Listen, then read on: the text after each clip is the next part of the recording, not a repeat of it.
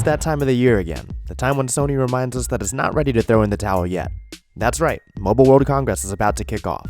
We find ourselves staring at a new premium flagship offering from Sony, the Xperia 1.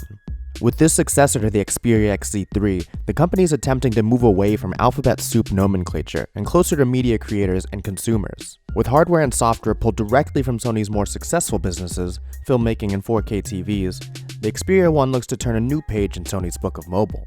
Sony's received a lot of flack over the years for its obstinance to adapt during evolving design trends in mobile, among other things.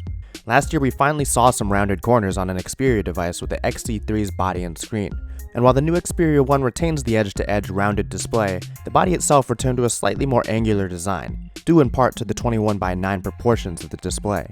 Sony's no stranger to tall devices though, previously packing on the extra length in favor of large top and bottom bezels.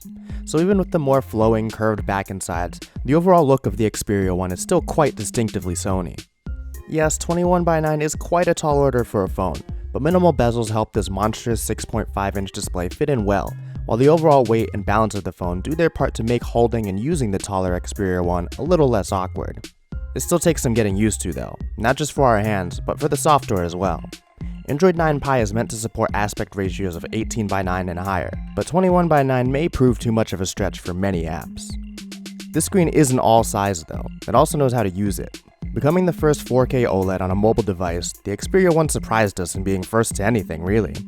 With this comes a bit of Sony's Bravia technology, more specifically a mobile incarnation of the X1 engine that upscales content to 4K on Sony TVs. The company says this won't just upgrade resolution, but also color and contrast on all videos regardless of the app.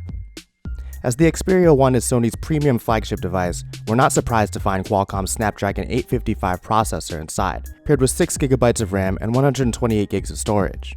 The phone ships with a relatively clean Android 9 Pie interface, harboring some proprietary experiences like SideSense within. This gesture-driven sidebar was first introduced on the XZ3, where we found it causing more annoyances than anything else, often getting in the way when it wasn't wanted. On the Xperia 1, Sony wants to take advantage of the larger screen real estate by adding shortcuts for dual-screen apps to SideSense, something we hope adds some use to this feature, as the shortcuts and gestures of yesteryear add very little.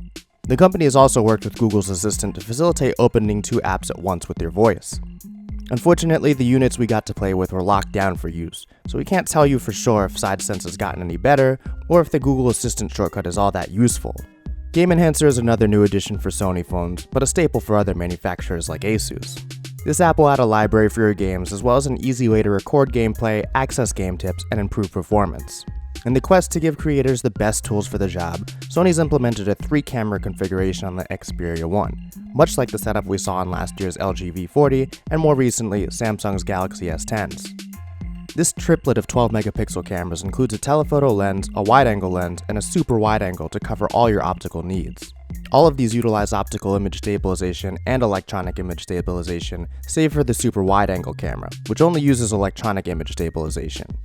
On the software side of things, raw noise reduction during the shot has been improved with the help of up to 10 frames per second autofocus and auto exposure tracking.